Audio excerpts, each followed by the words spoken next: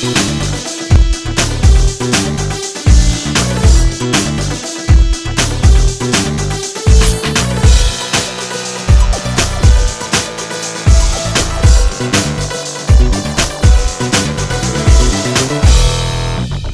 and welcome to the Computer Game Show. My name's David Turner. I'm here with Sean Bell.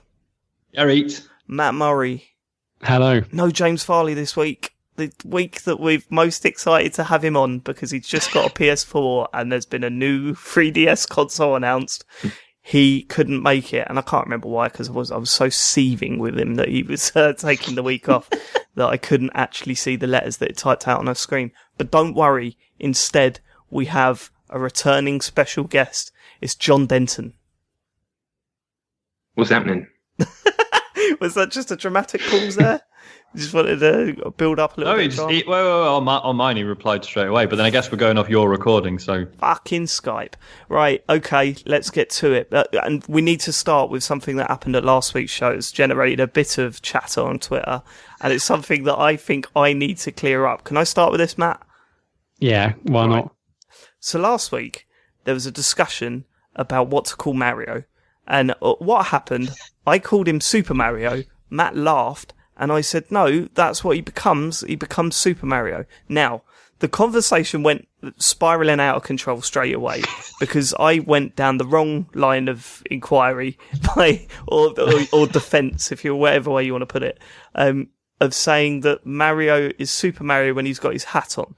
Now, many people have pointed out to me over the week that little Mario, can still have his hat on. In fact, most of the time he does, right? So I just went off on one, and I have got an excuse for that. It's because I've had to put about 700 hours into fucking Mario 3D World on the Wii U, in which when he is little Mario, he doesn't have his hat, okay? And that's all I remember of Mario now. That sounds like an excuse to me, but go on. Whatever. But the point is, what annoyed me, Matt, is that you tried to twist this argument to try and get people on your side by putting out a poll, right, which had nothing to do with anything. Poll on our Twitter feed saying, what do you call Nintendo's mascot that wears red and blue dungarees? That's a standard question. Obviously, there's nothing wrong Mario, with that. but that had nothing to do with what we were talking about. Well, what we're talking about is the Japanese Prime Minister come out of the pipe. Who is he? Oh, he's Mario. No, he's Super Mario. I just said he turned into Super Mario, which he did. We should probably ask Sean and John what they think, because obviously, Sean, you weren't on the show, and neither were you, John. So, Sean, where did you sit in the argument? So I haven't been able to listen to last week's episode. I've been naughty. Oh, for fun. I know, but I've heard about this. This is how how far this has reached. The ripples of the internet has managed to somehow find itself at the feet of someone else who's on that show. Yeah. So I'm basically on Dave's side, I think. Yes, Sean, yes. Basically, like his name doesn't become Super Mario. Like he doesn't get a new fucking, he doesn't get it done by deed poll every time he eats a mushroom. It's just it's like a title. When he eats mushroom and he gets big, he becomes Super Mario. Like if someone was to refer to him, like in like Dave's example of just the Japanese Prime Minister being Super Mario, I wouldn't have questioned that personally. No normal person would, but Matt, who really doesn't know about Mario, thought I've got him. I've finally got him. I've caught him. When I saw the famous Japanese, the famous plumber who wears red, I thought his name is Mario. Anyway, John, I presume you're also going to agree with Dave. I do agree with Dave, and Dave fucked up because, as he knows, because he took it completely in the wrong direction. Started talking about hats, big, and he gets a hat when he becomes big. He's already admitted this, so I'm not trying to jump on him. But yeah, he basically destroyed his own argument. It was quite beautiful to listen to, but. As far as I'm aware, like I always thought colloquially he was known as Mario, but his name was also Super Mario, just because I thought the name came from Super Mario Nation, which is this thing I used to see at the beginning of old. I don't know what it's from. I think it might have been Thunderbirds, but it's an old type of puppetry, and there's no way that someone hadn't heard that name because it's too weird. So I figured that's where the name came from. I did some Wikipedia research, and apparently he was called Mario in Donkey Kong before he was ever called Super Mario. Whatever, I'm not interested in that because it doesn't support my argument. Evidence, but go on. Yeah, it doesn't support my argument. It's on Wikipedia, so Matt probably wrote it himself. Well, you can't see You can't Bottom line see is- edits, can you? On Well, Wiki? You can't. No, I you said can't. No, probably. it's fine. But bottom line is, I think considering Matt has only played Mario for a total of about 15 minutes and That's not couldn't true. even jump on the first block of Dave's level, No, you I couldn't. don't think it was fair for him to jump down Dave's throat in this particular matter on something that Dave perhaps didn't make a huge mistake or indeed any mistake at all. So that's my verdict. Thank you. I'd say something to defend me Mario-wise. But I may not play the most recent ones. I absolutely hammered Super Mario Land on the original Game Boy. I played It that was a 2D game. It was the 2D. You're playing Mario Maker. It's 2D. Well, yeah. Well, I haven't played like more of the recent ones, but I played Mario Matt, ages ago, back in the day. I mean, this is an appalling line of argument. I'm just saying, for people think I've never played Mario, I have played the really old ones. And I What played did you Mario play? 64 and Sunshine and what was Galaxy. the one that you played on the DS or whatever it was? What was the one that you played on the old Game Boy? Super Mario Land. Sure it wasn't just Mario Land. Sure it Very wasn't good. called that. I'm fairly sure Super Mario Land. Yeah, that's it, innit? Now are you going to apologise? No, his name's Mario. You lot can fuck off. His name's Mario. Look, Move on. I mean, one thing where we did go wrong. So, well, not just one thing. There was plenty of things. There were plenty of ways we went wrong in that discussion. He is referred to as Super Luigi, because it's Super Mario Brothers. And of course, as James pointed out, with the most blatant fact that we've all heard a billion times, it is Mario and Luigi Mario. So that's why it's the Super Mario Brothers. And of course, there was Super Luigi on the Wii U. So, he has had his Hang props. on a minute. The Mario and Luigi Mario, is that canon? Because I know it was in the film, but fucking hell. But then how do you explain Super Mario Brothers? I don't know. No, I think that is legit. Okay. But my point stands. I just assumed, and I'd always assumed I was a kid, that it was essentially like Superman. Super Mario. That's what he becomes Super Mario, but he doesn't become Superman. I'm pretty sure I saw this on Twitter as well. He's not man and then Superman, is he? No, no, he's not man and Superman. But that's the difference. He was Clark and Super Clark. Super Clark. Miyamoto's confirmed Mario and Luigi Mario. So there you go. It's canon. There we go. Has he confirmed that I'm right in this argument? He hasn't addressed the issue. Yeah, well, we managed to get word from Shigsy. McDonald's. There is no reason why we can't get a word from Okay, I'm old doing that. Shigsy about this. Get on the. Just need get on Tiny Temper to tweet about it again. Right, okay. Let's move on from that argument. I don't think Matt's going to apologise. I apologise to everyone listening for my my hat argument. I was wrong, and I'm a big man. I'll hold my hand up and say I'm sorry. Matt's refusing to do that because he's just very bitter whenever he's wrong about something, and that's fine, Matt. Do you want to move on, or do you want to? No. Okay, fine. What's happened this week then in the world of games? Well, I think the only place to start is this new announcement from Nintendo of Reggie getting behind camera again, getting Big in front news. of camera. Big news. Behind the camera, sounds like he's filming a porno or something. He's doing both. He's both sides of the camera. He has to keep running back behind it to check that the frame is set up right. He's announced a new 3DS. Sean, do you want to, as the big Nintendo fan, do you want to pass on this information to our listeners? So this is great news for all Nintendo fans. Reggie's personally announced a new 3DS XL with a Galaxy design on it, and it looks fucking terrible. And I don't understand. Like, it's yet another thing that Nintendo have done, and I'm like, oh, this must be part of some fucking grand plan that I don't know, and suddenly it's going to turn out the whole thing's a work, and that they've been playing us for fools this whole time. Every time they make some weird, baffling decision.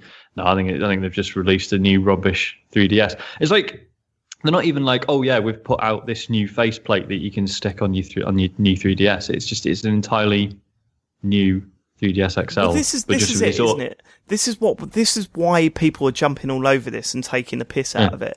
Is the fact that it does look like a faceplate. Like one of those cheap... Do you remember when you had your Nokia 3210 and you walk into a shop and buy one of those really cheap faceplates to stick on top of it?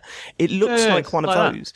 And that's fine. It's crap. That's fine. If it's crap, whatever. But people might like the Galaxy, I don't know, and want it on the front of their DS. Whatever. Let people do what they want. What I don't understand is how they've made a big deal out of it. I mean, it just Why have they got Reggie to announce it? Like, Why did they video it? Yeah. And what was the decision? Like, they don't regularly bring out these weird things on the front of DSs, do they? So how did they come to what's the board meeting going on there? What should we stick on the DS? The marketing team sitting around like, well, what? We're Nintendo. What do people want to hear about from us? I don't know. Yeah, it's a rubbish new 3DS, I suppose. Nothing else on the agenda, is there? Nah. But even looking past that, they sat down and said, okay, we're going to make an announcement for a new DS design. We're all very excited. What should we do with the DS to try and get people buying it again and pushing it through the last period of its lifespan? I'll just stick stars on it and shit. Really? We've got this huge amount of characters and, this subculture of Nintendo to appeal to our fans. Just stick a Windows XP desktop wallpaper on it. But that's the thing, yeah, because obviously they've released tons of special edition 3DSs that I've had zero interest in, but they all made sense. Like, here's a Zelda one, here's a Mario one, here's a Monster Hunter one. Yeah. Brilliant. Obviously people are going to be interested. Oh, here's one with stars on it for no reason. No, they're going to go. How far are they going to go with this? Let's stick a skateboard on the next one. Put that out. The kids love the skateboards. Let's stick that on it, and maybe I don't know, just a elongated, stretched out image of Wayne Rooney's face. I think it's pretty obvious what they've done, and I admire them for it. It's clear that they are tapping into No Man's Sky. They're tapping into No Man's Sky hype. Yeah. People love space. You like space. No, they did that years ago by releasing consoles with slightly different colours on them. Little joke there. Little joke. Nice. Hey? Nice. Little dig there. So I didn't hear about this announcement. Sorry. I didn't hear about this announcement until you mentioned it just before the show. Yeah. So I brought it up on my phone just as we were talking about it. And I'm just staring at the box. And I've just been staring at it the whole time while you guys have been talking. Because it doesn't offend me in this light. I mean, it's so utterly inoffensive. It could never actually upset you. But it's amazing. I mean, it's the thing that I like about it the most is they got the picture with the Galaxy and it's all purple. And then underneath it says New Galaxy Style. And I've been looking at that for about 2 solid minutes and I have no idea what that means. It's New Galaxy Style, wasn't it? I mean, it's a style of Galaxy. You've not seen it's not a Galaxy style, is it? It's not styled in like a Galaxy. It's just a picture. No, that's what I don't get. It genuinely does look like a stock photo on a new Windows PC that they put there to just have as a wallpaper that boring people use as wallpaper. And they've just plastered it on the front. I would love it. I've also translated it into French and Spanish underneath in case you didn't understand what it meant. Oh, how are the Italians going to know that we've stuck some stars on the front? They're not going to figure it out. It's amazing as well because you've got like people being like, "Oh no, this is like some funny joke about," and that they're going to announce Mario Galaxy for the 3DS. What? Doesn't make sense on any level. No, but that if this would have been announced alongside Mario Galaxy games coming out for the 3DS. That would have made sense. Like, you would have gone, okay, why have you put that there and not, like, some of the images from Mario Galaxy? All right, no, but I do see the link. Okay, fine. But they didn't. It was and as you say, it's so inoffensive and it's so nothing to really moan and kick up about. It's so different to how any other company would do anything like this. It just makes you wonder what the fuck is going on at Nintendo. As I said, like, sitting around the boardroom, like, just seeing what they're talking about internally must just be absolutely fascinating. Like, this must have gone through like 10 layers of approval easily. Yeah. How did Reggie not go? And they got the fucking CEO to do a video about. How did he not turn around and go, lads, I'm above this. Like, I'm not doing this. This is, I mean, not even Major Nelson would do this sort of shit for Microsoft. Why am I doing this for Nintendo? Lowest of the low. No, it's insane. It's insane. And I really, really, really hope the NX comes out swinging and it's suddenly something that I want to get. But all this shit is just piling up and worrying me. You know what I mean? It's scary. I just hope the NX comes out in Galaxy style. Otherwise, fuck it. So do I, Matt. So do I. Yeah. What else has happened? Speaking of space and disappointment, No Man's Sky. There's been a lot of chat. Now, we're going to try and avoid talking about No Man's Sky too much now because we have sort of chewed it to death over the past 2 weeks. But Twitter exploded, as it does every 5 minutes, about the amount of refunds that No Man's Sky has been given. And there's been a little bit of back and forth between ex-Sony executives and consumers and this, that and the other. But coming down to it, boiling it down, it looks like Sony and Steam have been refunding purchases of No Man's Sky, despite the fact that not most of the refunds, it doesn't matter how long you've played the game, before you get the refund. So people have had like 50 hours of gameplay out of it, then are asking for a refund. And the question remains is, when are gamers, entitled to a refund for a product? Because, I mean, has any of you guys actually gone for a refund on a digital game or a game that you've paid full price for? There was something, I can't remember what it was. It was something in a Steam sale, and then I bought it, and then afterwards I was like, do you know what? I haven't got time to play this. Was that the only reason you had the refund? You just thought, I can't play this? Basically, I was just like, why have I bought this? I was just being an idiot. It wasn't, the game was like a tenner or something. And you do feel like a bit of a fucking... Or? No. I did feel like a bit of a mug filling the thing in, just like, I bought this by accident. I don't really know why I did it. Which you would think for any normal person, like that feeling alone is enough to put you off being like, I played this for 50 hours and I think it's shit. Like, obviously, that's nonsense. What's interesting about this argument is that, as with everything in No Man's Sky, there's so much fucking noise around it, like the actual interesting bit of the argument is sort of disappearing down the middle somewhere. If you've played a game for 50 hours and decided you're disappointed with it, that's fucking cheeky, obviously, if you're asking for a refund because of that. The thing with No Man's Sky is that people are finding that basically once you're 50 hours in, the crashes get really fucking bad. Oh, really? So that's different, isn't it? Like, if you've played for 50 hours and then suddenly it stops fucking working, that's not the same as being like, I've played for 50 hours and I've decided it's disappointing. It's like, I played for 50 hours and it has stopped working. It's stopped fulfilling its purpose, which you could argue, like, mate, come on, you've had 50 hours, do something else. But it should keep working after 50 hours. Yeah, I guess that is a fair argument. You can't, I mean, if that's genuinely what's going on, I don't 100% believe that that's what's going on, though. I think the problem that's the thing, obviously there are, like, thousands of fucking chances that were just like, do you know what? I want my money back. But then the strange thing is the refund policy, isn't it? I mean, that's what it comes down to. If people find that they can actually get their money back for it, then they're going to do it. The refund policy is just so messed up. And, I mean, Sony, what was really, really strange was, what's his name? Sahid from... He used to be right, yeah. Shade Mad or something? Shade. I don't know how to say that name. Yeah, Shade. Matt knows, doesn't he?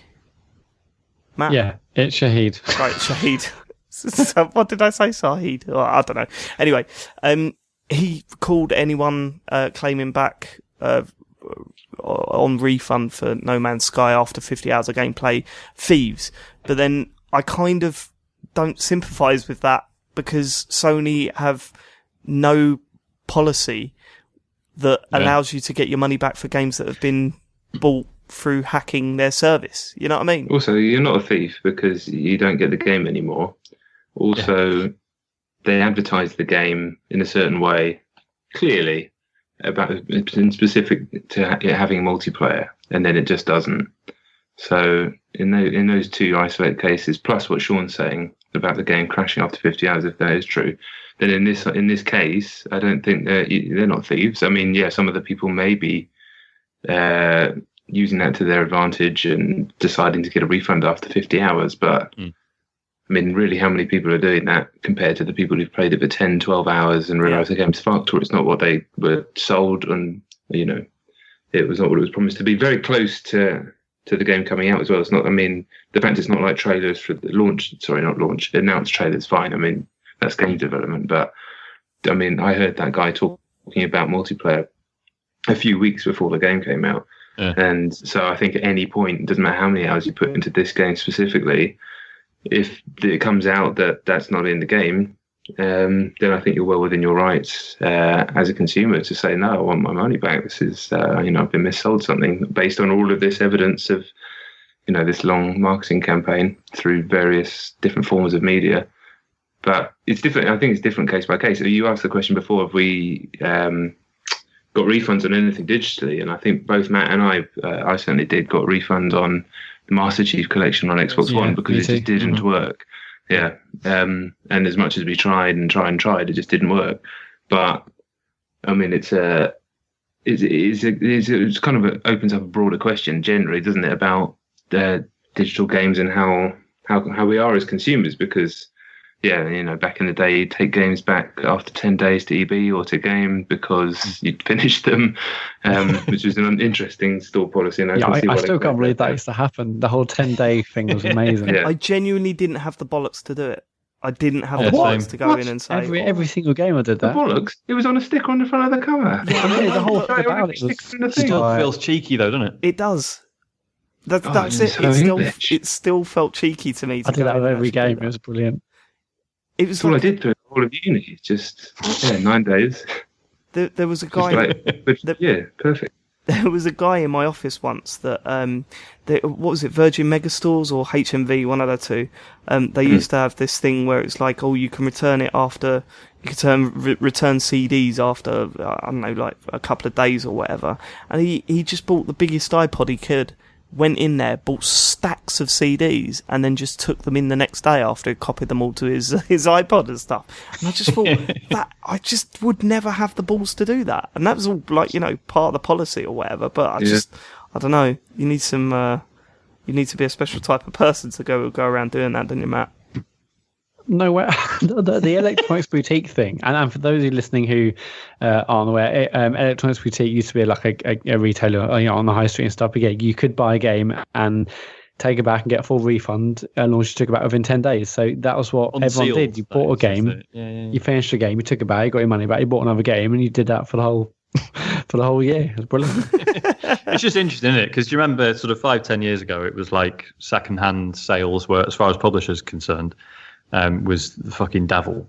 And then I think presumably because digital distribution really took off, they're not so worried about that anymore. And then you saw, because when secondhand sales were supposedly eating into proper sales, you had like all online passes and stuff. Yeah.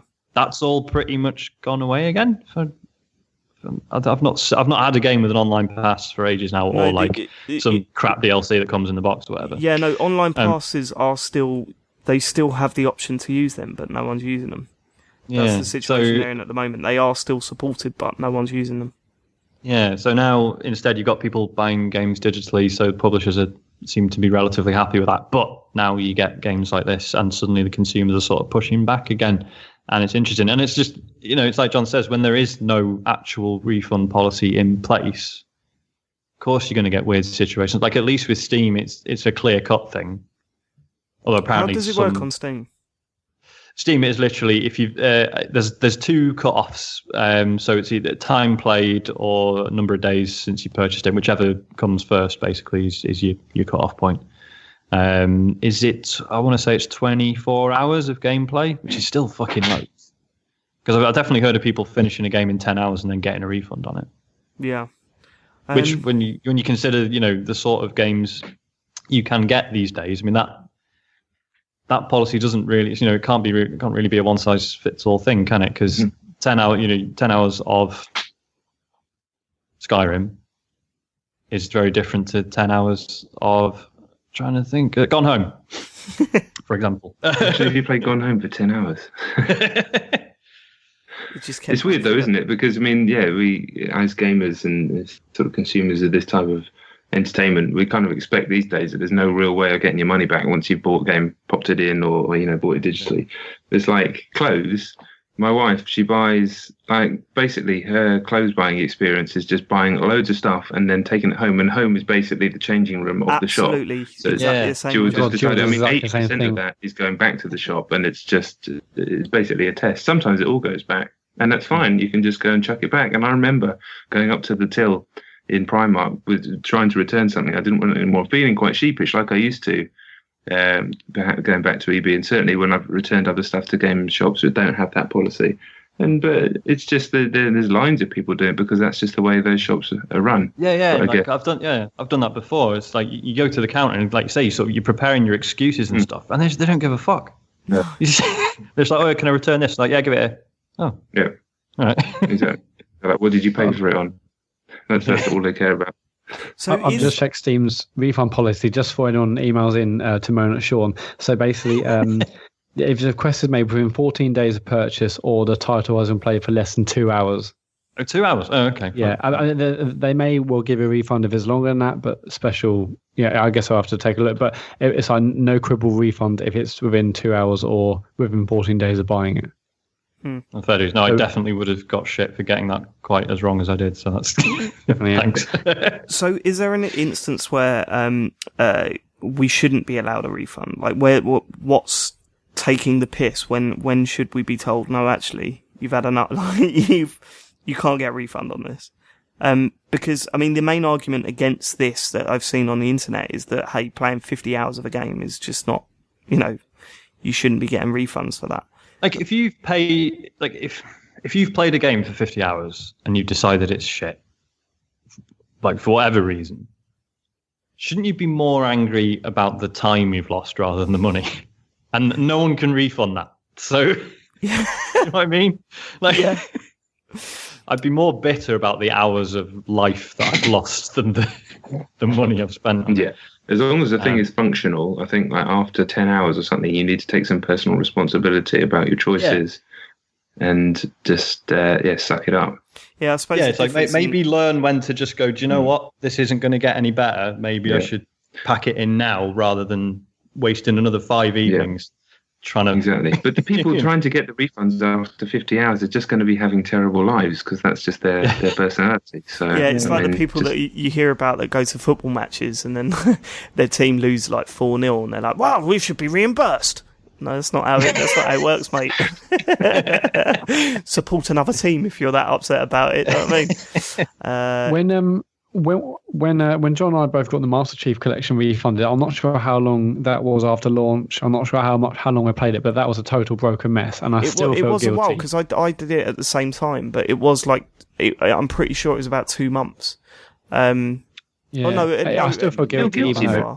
Maybe not that far. Maybe just a month. I mean, I suppose it's tough when you've bought a game and it's totally broken, and the devs have gone, "Don't worry, we'll patch it."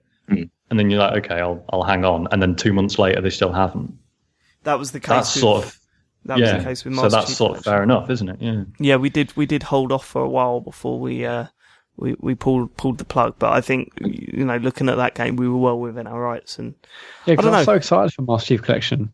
And so I bought it digitally because I wanted all the Halo games. I wanted to, play that multiplayer, instantly, but it was just so broken. But then I did read or heard that basically Microsoft give one digital refund a year to you if you desperately need it or if it's broken or whatever. So I thought I'd say I need the money back, and I got it. I had it refunded with no issues whatsoever. But it was famously broken game. So yeah, and I think No Man's Sky is a famously broken game as well. The amount of crashes we've seen, the amount of problems we've seen with it. And I mean, ignoring how it was missold, and I do genuinely think it was missold to a lot of people. I don't see a problem with it. All I saw was people kicking off that people were getting refunds for this game, and I can kind of see why they are. It's weird. Apparently, I read on Reddit that it's been 30,000 refunds. That's not I was actually going to say, that high, is it? I'm not sure. what yeah, that's I was going to like say, I'd be in the scheme of interested to things. hear how much of a dent this has made. I mean, do we have any figures on overall sales at all? I've not seen any. No. I mean, I've it's No, Oh, yeah, all I've not- seen is the usual like Yeah. most successful launch. What does that mean? Yeah, I It know. hasn't been It's, announced yet.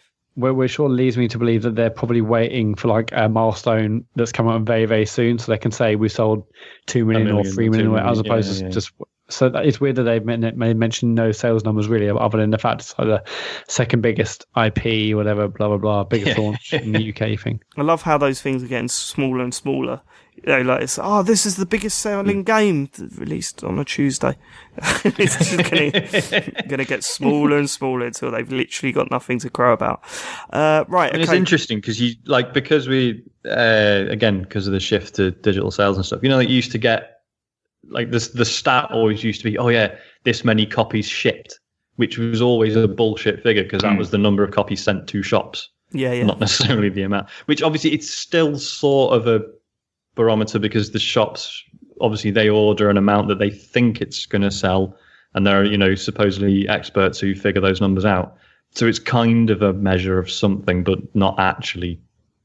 Yeah, the sold, next step is to go, this amount of codes generated for this game. It's a success. Anyway, the algorithm generate 10 million codes because we reckon it's going to be massive. Anyway, that was our sideways look, hilarious look at the gaming industry this week. Right, our next feature is, of course, what we've been playing, and I think the best way to start is with our guest. John, what have you been playing this week? Okay, so I'll probably start with Titanfall. Why are you laughing at me? Did you just go, okay? I don't know. I just spoke. I just spoke in the way I speak. It's just a nice little noise, that's This is all. how you treat all your guests. Yeah. I mean, Jesus. It is. Right. Anyway, okay. Ruined my rhythm, but I'll keep going anyway. Sorry, mate. I'm going to start with Titanfall 2. Oh yeah, Tech test. Second weekend of the tech test. This time I played it on PS4. I tried it briefly in the previous weekend on Xbox One. Yeah. And I really like it. I've been reading online in various places, NeoGAF, Romwick Forum, just those two actually, that everyone hates it, that it's not the same as Titanfall, that they've ruined it, all that kind of knee-jerk stuff that you normally get. And I played it last weekend, like I said, and I didn't really understand what people were talking about, but I literally played like 2 or 3 matches, so I didn't really have a huge amount to go on. But this weekend, I played it again, but this time probably got about 10, 12 matches in, and I absolutely loved it. I mean, obviously, anybody who knows me or listened to my old podcast or anything like that knows I'm a huge fan of the first game. But while there are some clear changes and some sort of stylistic choices that they've made, I absolutely love what I played. And the other thing, there were some little niggles here and there and things that I wasn't 100% sure on, but I think the team and a studio like Respawn have kind of earned the right for people to have some faith in them. These are the people fundamentally that created Call of Duty 4, Modern Warfare 2, and then jumped ship and made Titanfall, again, another 10 out of 10 game. So they sort of revolutionized online multiplayer 10 years ago, however long ago it was, and then pretty much did it again 2 or 3 years ago, even though Titanfall didn't quite take off in the same way on a global scale in terms of numbers. No, but so many mechanics were used in other games since, you know what I mean? There's so many different bits and pieces that other people would nick that you just kind of think, it did revolutionise the first-person shooter again. did you see the all the their response to all the feedback from the first weekend? I thought that was fantastic, yeah. It was so good because it was just really measured, good mix of yes, you're probably right, we'll tweak this, and you haven't quite understood the change we've made here. You need to get your head around it. It's a different game. Yeah. And it was just good because it wasn't like they were just totally kowtowing to the community. It's like, look, no, we've tried to make a slightly different game, and that's the whole point. Yeah, and, on that point, definitely, one of the big changes that they've made is when you get a Titan. Previously in Titanfall, it would have a shield, have a recharging shield and health, kind of normal thing that you've seen a million times before. But now they've got this new system with batteries. I don't know if you guys have seen how it works. Yeah, it's proper good. I like it. I think it's a cool idea. And maybe they still need to tweak it and fine tune it, but that's fine. That's the point of this kind of thing. But I mean, fundamentally, you get in your Titan, it's got a health bar, it doesn't have a shield. And when other Titans die, so from what I can work out on the battlefield, they'll drop a big green battery and it appears on your radar as like a green battery. It's fairly easy to pick up. And when you're losing health or you get really low, you can jump out of your Titan, pick up a battery, and then jump back on and sort of insert it and get some health back and also a shield. But what's cool is that another pilot on your team can also do that. So they can just be running along, pick up a battery, and then you can go near it like a friendly Titan, press square or X, I guess, on Xbox to give out a sort of shout saying, look, I got a battery, come here. Jump on, stick a battery in them, and then fuck off again. Meaning that I think as we play the game more and start to understand it more, and certainly as we play it with friends, you're going to get into these situations where certain pilots who haven't got their Titan on the field at the moment are going to be playing a sort of semi-support role as well as going for the objectives, and it's basically going to mutate the way the whole game plays. And some people are saying it's shit, and it's like I can definitely see some other people I've read have given more nuanced criticism about how maybe you should start with a shield, all this sort of stuff. But there's plenty of time for them to work that out, and I've got faith that even if they don't nail it day one when the game comes out, that they'll patch it and tweak it until it's it's working really well. But as an idea, as a concept, I'm really into it. I think it's cool. It adds way more. Can't think of the right word. Way more sort of variety in how the matches are going to play out. So add to the fact that it still feels amazing. Some people complained about the movement in the first tech test. Perhaps it was different, but I've mainly played the second one. So the movement to me felt pretty much the same as the first game, but with broader maps.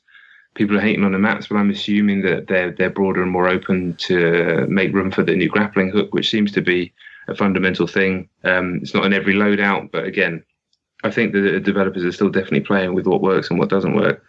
But that plus the new mode, Bounty Hunt, where you're being I think it's really clever. Like you're being taken to a point A or point B to have a fight, and then blowing up a load of AI, or it drops a Titan on the field and you're scrapping with that, and you get money for doing that. Then you have to go and bank that money in these separate banks, but both teams can go to the same bank, so fights happen there. Yeah, it's a really interesting idea.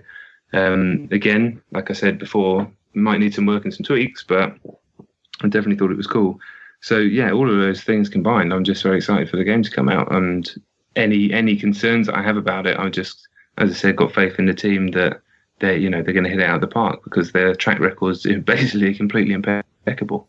Yeah, I really want to play the second tech test this weekend. Do you know was it the same map, or I know you didn't play much of the first one, but there was a new map. Okay.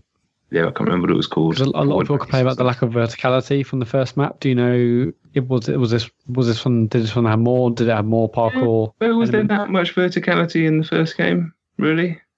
I mean, it was only like all the buildings were sort of 2, maybe 3 stories. Yeah, at most, I think. I think some of the stuff I've read, it made it seem like you were spending your whole time parkouring around the levels, but you weren't really. You were doing it a bit, and then you'd still spend most of the time just on the ground shooting normally. So to me, it felt exactly the same. I couldn't really understand what people were talking about. To be fair, I could. I mean, I mentioned a few problems that I had with the tech test last week. And I was kind of hoping that this was literally a tech test and not a demo, because you can never tell these days. But that post that they put up on their website was, I mean, it was incredible. And I'll tell you why, because every complaint that I had, or every worry that I had, and it's probably the right way of putting it, was totally addressed in that. And one of those things was the battery change to the Titans, because it made them seem so weak. And I had no idea that batteries could not only be stolen from blown up Titans, like enemy Titans and stuff, but also it makes rodeoing a lot more interesting, because previously you could just rodeo a Titan and absolutely tear them to pieces, but on this one, instead of destroying the Titan that you're rodeoing, you can nick a battery out of them and then jump onto your mates or your teammates Titan and stick it in that. And I just think that opens up Titanfall as a team player game, because although there was a lot of team-based stuff in Titanfall, it never really pushed that stuff too far, because it wanted you to still be able to jump into a completely random game and really enjoy it. I think the teamwork stuff in this new one's going to be a lot more of a focus. And I just imagine our little crew getting together and really sort of hammering that stuff. And if we get it right, it's going to be one of those games where if we're all talking on our headsets, man, the other team just haven't got a chance. Because our Titan's going to last longer. We're going to make sure that we stick together so we can do this stuff and support each other.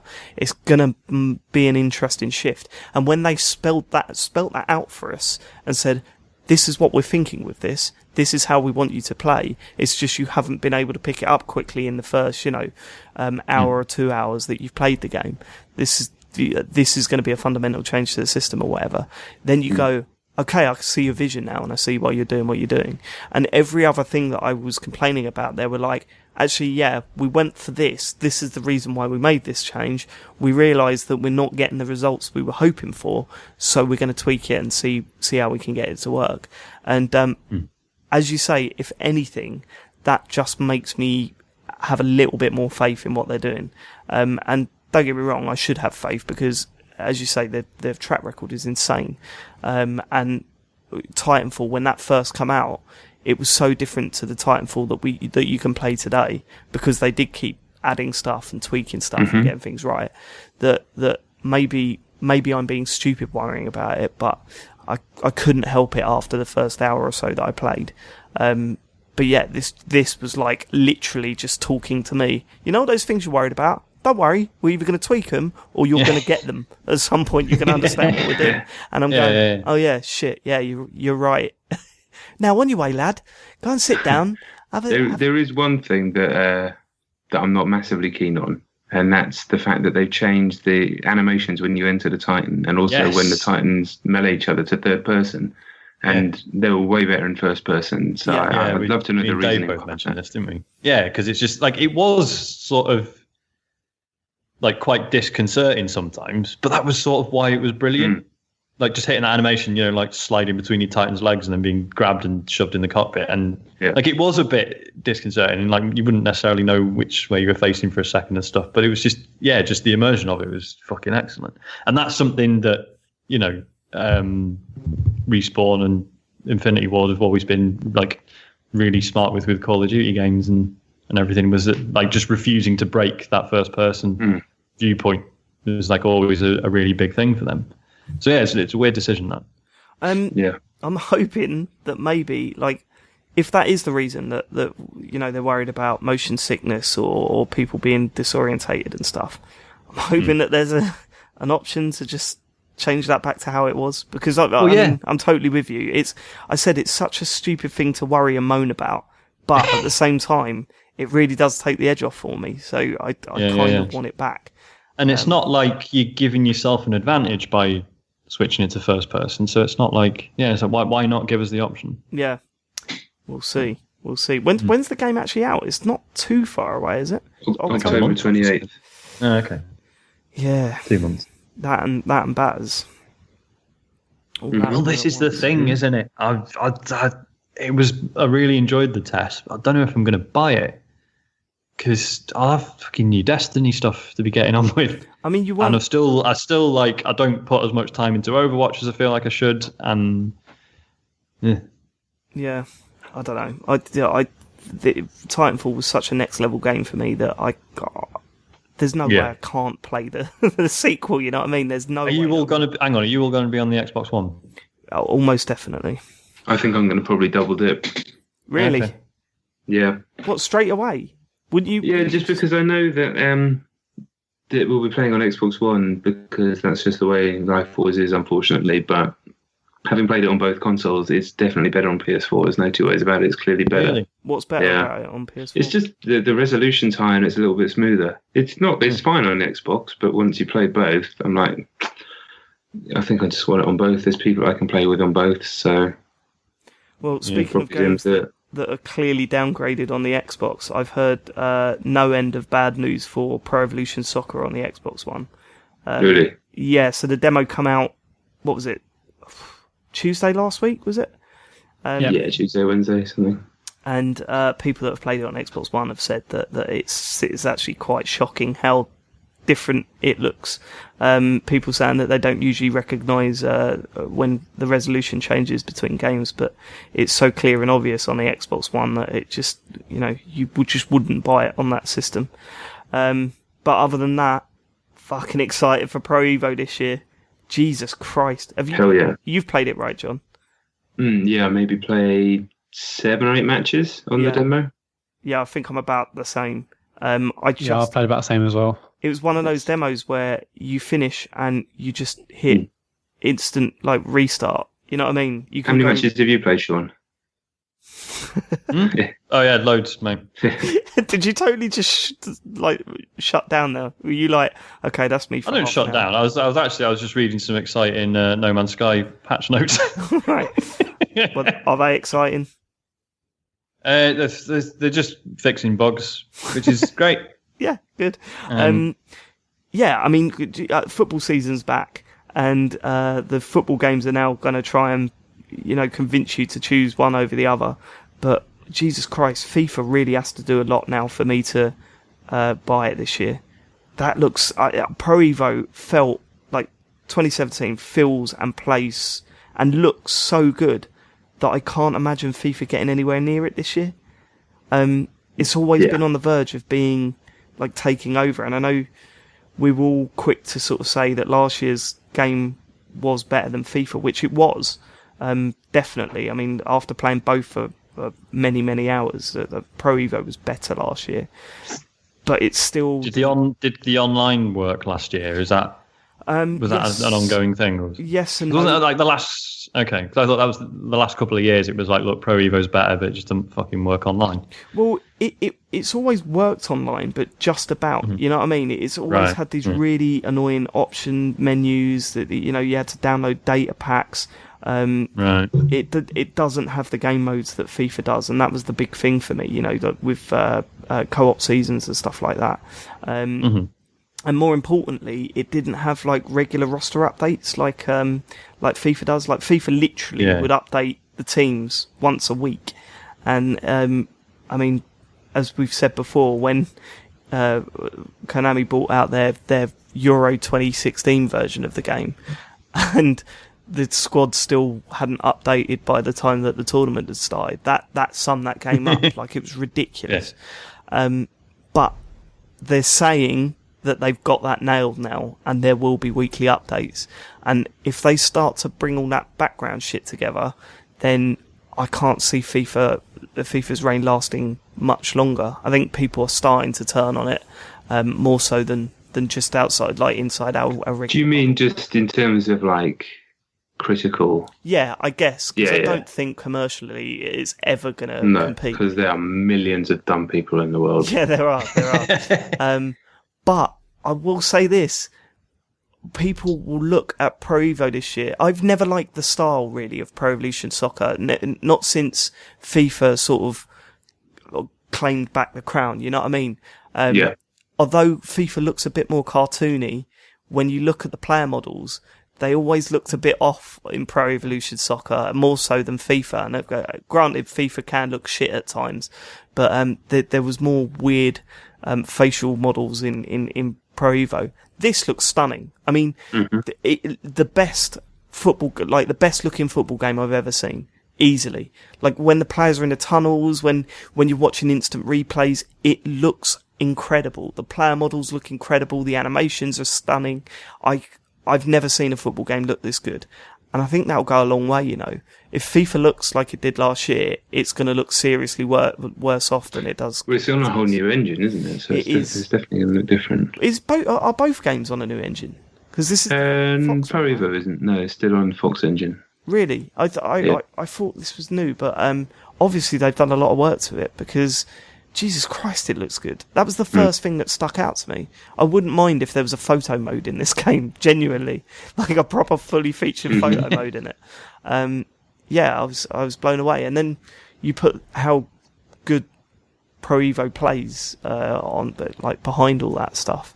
And I mean, I'm really excited for Pro Evo this year. Really excited. They seem to be doing stuff about the licenses as well, don't they, John?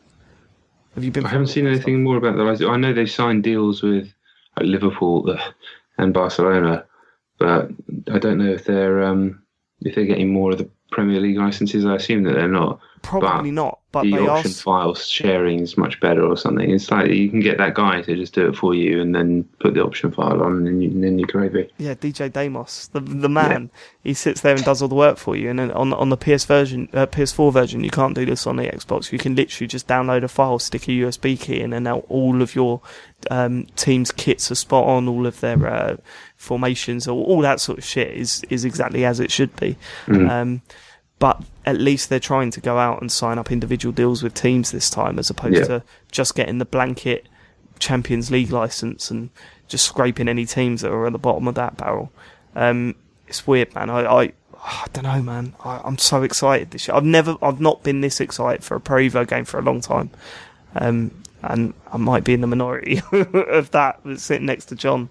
I know you're a big fan of the series anyway, but for some reason, after playing this demo, I'm like bang up for it now. Yeah, man. I mean, I loved last year's game, but I haven't really played a football game religiously for a long time. Since FIFA maybe 5-6 years ago. But I mean, it's definitely very special. Like you say, it looks incredible.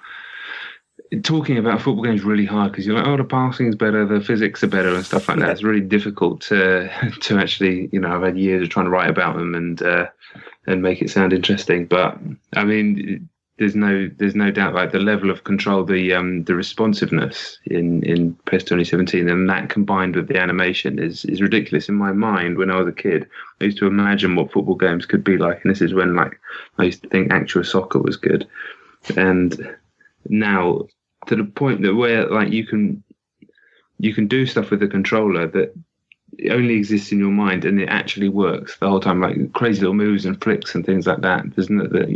It boggles the mind how it's even programmed, and that's actually across both games. But Pro Evo is just leaps and bounds ahead as far as I'm concerned. Having said that, I haven't played FIFA 2017 whatsoever, and I've barely seen anything about it, so I mustn't dismiss it beforehand. And the story mode looks all right, although actually it's probably going to be shit. But I know, but is it going to be good shit? Like fighting a champion. Yeah, that was. If it's like that, that was good. It was well good. Matt, what are your thoughts then? Well, I think PES 2017. I think the demo is fantastic. I haven't played a football game and enjoyed it this much, and this is just a demo in ages actually.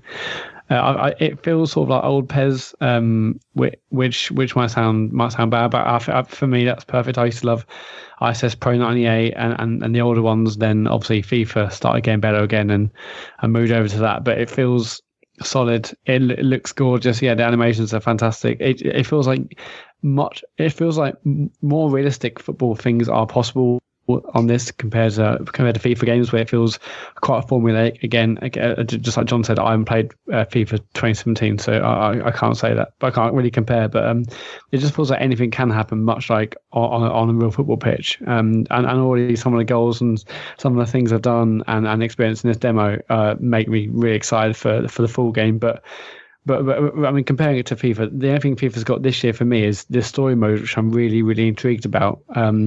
More so than any other previous FIFA. Normally, I'll just say, I'd like to get PES because PES is a better game for me personally to play. It just feels like a better game of football. But this whole FIFA 17 story mode is really interesting, and yeah, I hope there's a demo of some sort for that. It'd be great to see what it's like before it comes out properly. Well, hopefully there'll be that 10-hour trial on EA Access again. You just scream through the story mode and then never play it again. But and get a refund. Yeah, get a refund on EA Access for your subscription. Yeah, definitely. Yeah, it's so good as demo. Yeah, it's brilliant. It's gonna take something special though to knock off, because I've always had a football game to play in neutral times of my existence, like when I haven't got anything really worth playing. In what, Dave? I don't know, mate. I'm about freeze. In neutral times of your life. Yeah, in those neutral times of my existence. You sound like a robot. you know when I'm powering down. When you have like a month where you're not focusing on one game, and you sort of. You don't really know what to play next. You haven't really got anything to play, so you have that game that is always. Your neutral times of existence. Yeah. That's it. That's what I'm talking about. Exactly, John said. Yeah, neutral times of existence. You didn't have to explain it, Dave. We all go what you meant. All right, sorry. So that was always FIFA with me, or Pro Evo, or whatever football game was out this year. But now it's Rocket League, and it's going to take some football game to knock that off of my shelf. That's true. That's true. We've gone back to that this week, John and I, and I'm not being funny. I don't big myself up a lot on computer games, but when we get together, it's fucking beautiful. That is the real beautiful game. We've got John up front, banging them in left, right and centre, me making world-class saves at the back, and it just works. And, alright, Matt joined us this week. He was absolutely hammered. And I always worry, mate, when Matt joins us, because it's like kind of letting your little brother play. And you're kind of like, oh no, you need to be good, but I don't want to tell you to fuck off because we're on a bit of a roll at the moment. But I will admit that Matt had one of the most incredible runs that I've ever seen him go on in that game, and he was banging them in. The only problem was there's this sort of unwritten rule between me and John that when we play Rocket League, if one of us fucks up, it's kind of, don't worry about it, mate. Let's go back at them. Let's have it. Yeah. And then there's no comment when the leaderboard comes up at the end. It's just kind of ignored. We won the game. That's all good. Whatever. Matt comes in. The first game, he finishes as man of the match and goes, "There you are, boys. Now you got fucking done it, and I. What the fuck were you doing, lads?" And me and John just went silent, as if to say this. It's not how we do things in FC Barcelona anymore. All right, we've moved on from gloating. Matt, what have you got to say for yourself? I was very drunk. Yeah, Rocket League is still so good. It really is, good. Isn't it? It's a joke. I'm almost getting bored of saying it, but it is utterly incredible. I can't believe they've added 2 new game modes and I've still not touched them. I must have put 20, 30 hours in since they added those things, and I have no need to go and play those new game modes. It's crazy. What a fucking game. I play basketball, but it wasn't very fun because I'm not very good at flying, and I tried them both. Yeah, and I haven't tried ice hockey. But yeah, God, they've added ice hockey. Jesus, they have. I need to get back on this, man. It's basically the same, but the ball's flat, right? Yeah. They're just worse versions of the normal game. Yeah, and that's what I'm worried about with this new game mode that they're introducing soon with crazy power-ups. Well, I'm not worried. I just won't play it. Like, I'm quite happy just playing normal Rocket League. It's not a worry. It's going to ruin it. It's like the new Ghostbusters film, Dave. It's going to ruin the old stuff. Or like the Ricky Gervais, what is it, the Brent film, Matt? Destroyed the legacy. Well, it does a bit. And having watched that film last night, I still feel a bit depressed. John, you've got Oculus Rift thing written down here. What's that about? Yeah, I'll only talk about this briefly.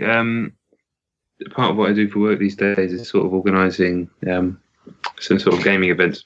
I won't go into detail, but one of the things that we did this weekend in Insomnia, I-58, was having a Visaro motion simulator, which is these amazing high-end sort of moving car simulators that you can get they're just fucking amazing. And it was that with Project Cars, but on Oculus Rift. So you sit in this simulator and it moves. It's like the ones you like, a high-end arcade machine where everything moves. It's all articulated, but probably even better. And that with obviously Project Cars, which is really high-end driving sim, well, relatively, and in VR as well. So it was the idea of the setup was people would come and do try and get fastest lap time on Brands Hatch, like literally 1 minute or even a section of the track it was, and there was a Top Gear style leaderboard where you get moved up and down. Whatever, that's not important. What was important is sitting there with an Oculus Rift on. That's the first time I played it in its like final release format, and it was an incredible experience. I don't know.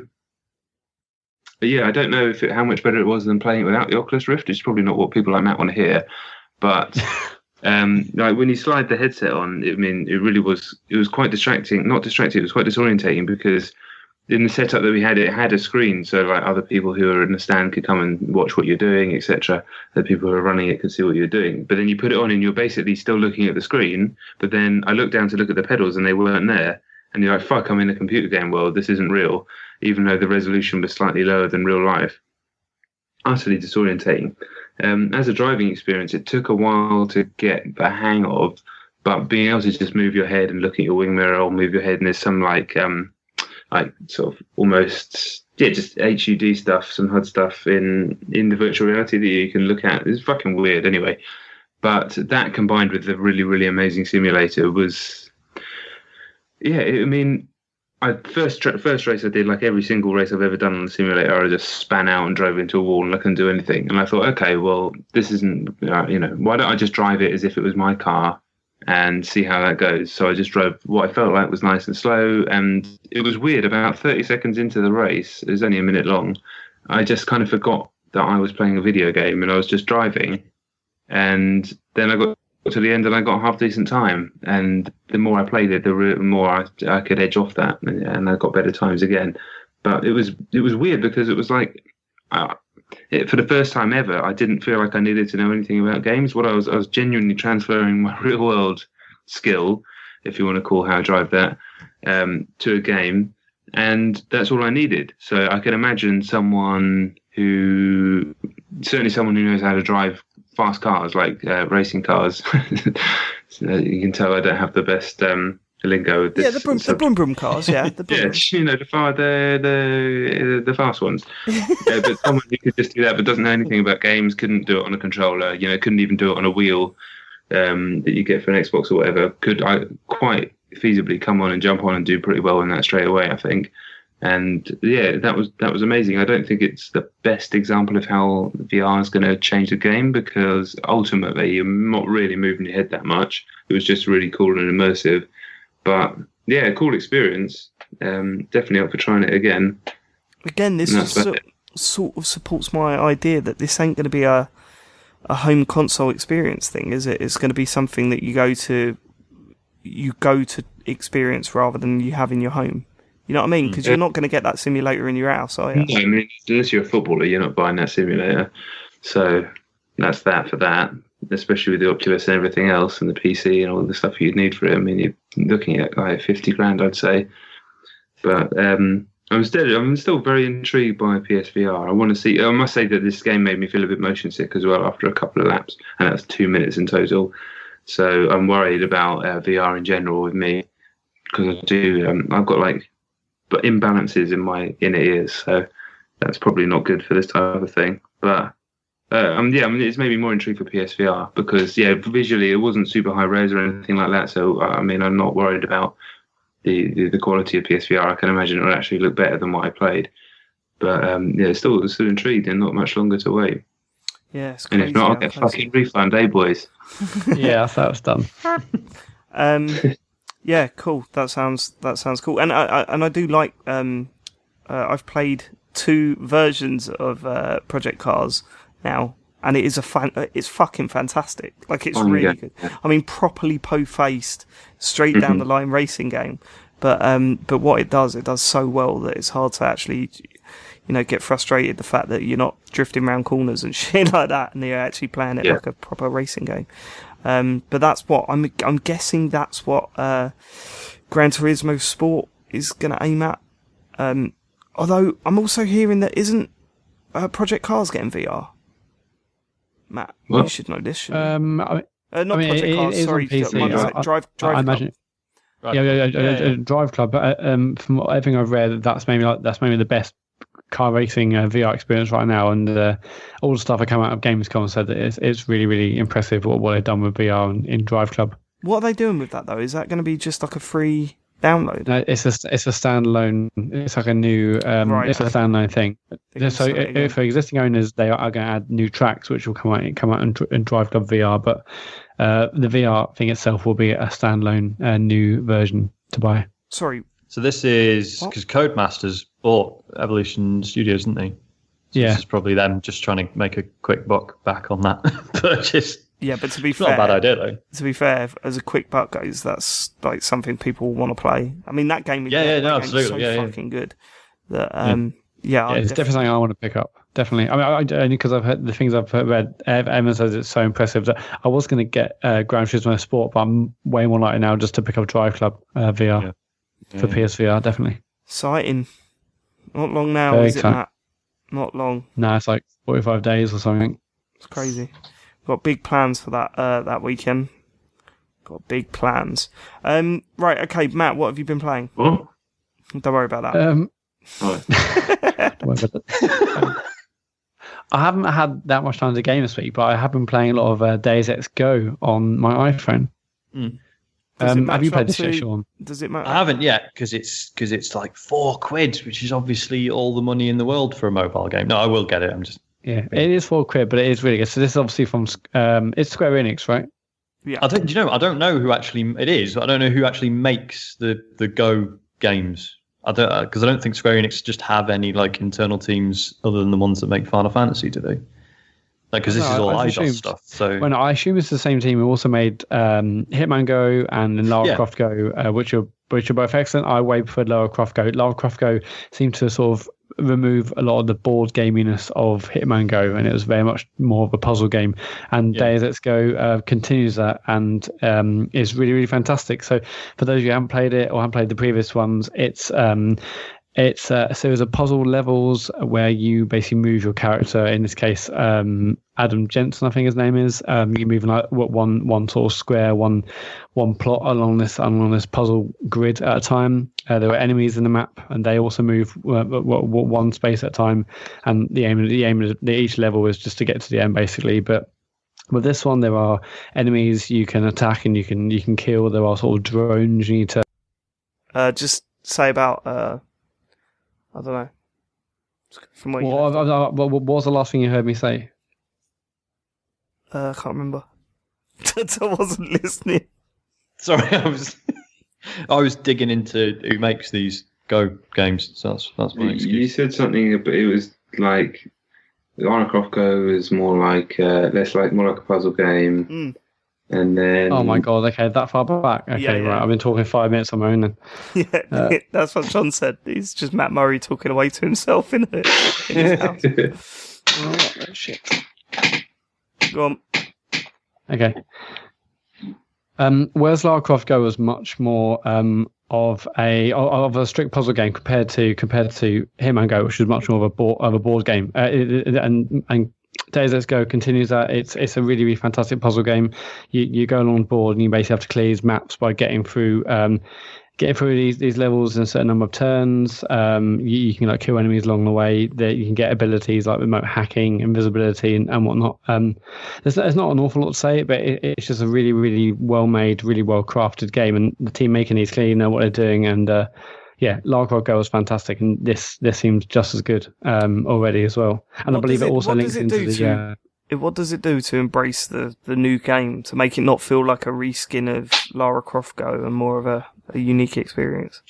Well, this feels like much more about abilities, whereas Lara Croft Go, you had quite a good selection of different weapons like bows and spears and guns and whatnot. This is very much just like the console versions and PC version of Deus Ex. It's about abilities, so you can do remote hacking.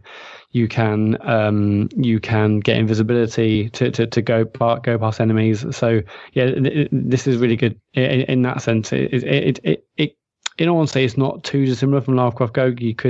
Some people could say unfairly perhaps that it is a reskin, but I think it's unique enough, and I think it plays in with the rest of Deus Ex sort of skill set and other things that game does really well. I think it does it in a good way.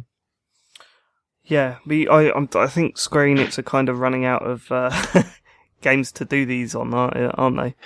I mean, I wouldn't mind seeing a Just Cause one, but I don't think that's ever going to happen. That's too niche. I don't think Just Cause is going to work, because that's all about the grappling hook and flying through the sky. But I don't know. I mean, but you know what's left though, Matt? Fucking Final Fantasy Go.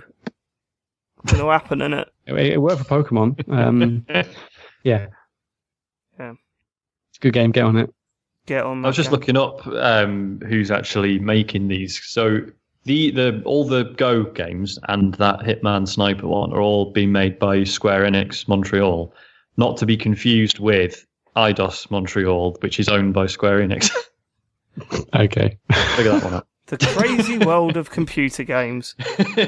What will they do next? Right. Okay. Have you played anything else? It's pretty much out in the Pez I've been going to bed early this week, so got to do that running, mate. Well, I've got the Grain off run in 2 weeks, so I can't be up till midnight playing games, unfortunately. All right, fucking hell. You think you're above it now? Yeah.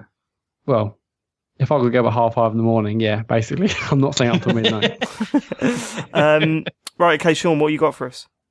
I've been playing Deus Ex: Mankind Divided, which is the main proper game. Yeah. It's really good. I was struggling with it at first for the same reasons that I played a lot of Deus Ex Human Revolution when it came out and enjoyed the fuck out of it, and then fell off for some reason. Probably another game came out, and then tried to go back to it and just couldn't get my head around the controls at all. And I had a similar thing with this one, even though they've tried to sort of streamline things a bit, it's still just it's just really fucking fiddly. And I understand that is just because it is a complex game and you can do loads of really cool stuff once you properly get your head around it. It's just initially you just constantly fucking encounters up and getting spotted and throwing grenades when you're meant to change to a different bit of cover, and like running up to someone to do a little takedown on them and then realizing that your batteries are low, and the prompt comes up and goes because you haven't got enough battery, and it's like, oh, for fuck's sake, and then they spot you and it all goes to shit. Once you get your head around all that, it is pretty stunning.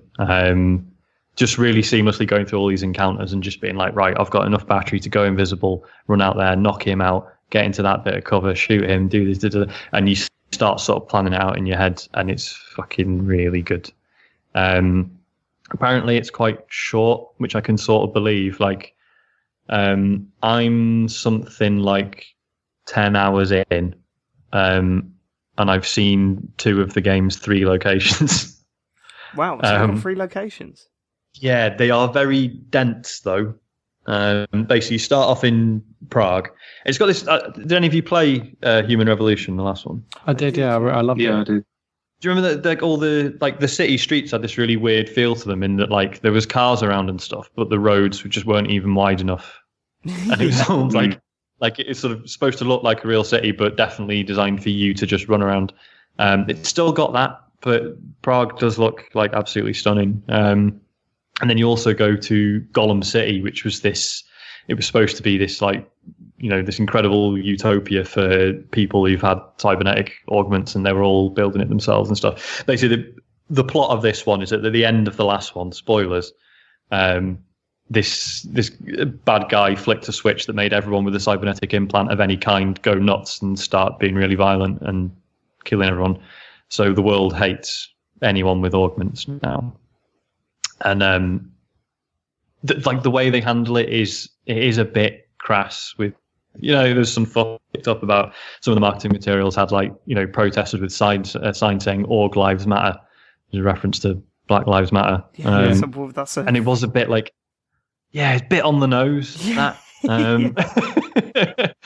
There's enough in the game that for any person of reasonable intelligence to just be like, oh, this is kind of like real life things that are happening, without sort of really explicitly stating it, but whatever. It is quite interesting when you go to catch the train and you accidentally get on the Naturals carriage instead of the Orgs one, and you get told off by the police, and it's like, oh yeah, that's kind of shit. I've heard that it doesn't really nail that though, because it's hard to feel like.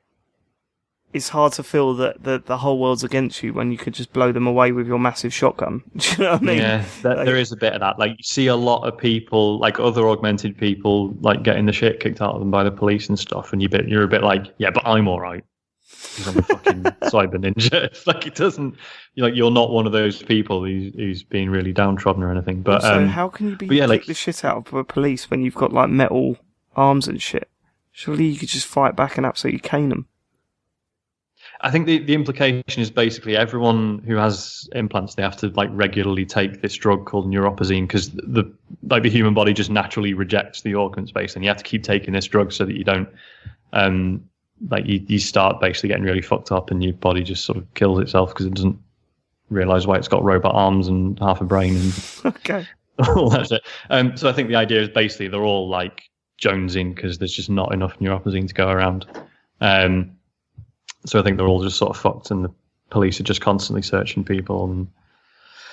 But yeah, basically you go to Gollum City, and it's probably one of the most amazing locations I've ever seen in a game. Like it's horrific, but it feels like they've taken a lot of sort of design cues from. Are you familiar with Kowloon Walled City in Hong Kong? I'm not. Absolutely not. No. Okay. Basically, it doesn't exist anymore because it all got bulldozed. But it was basically it was like this. I was going to say man-made city.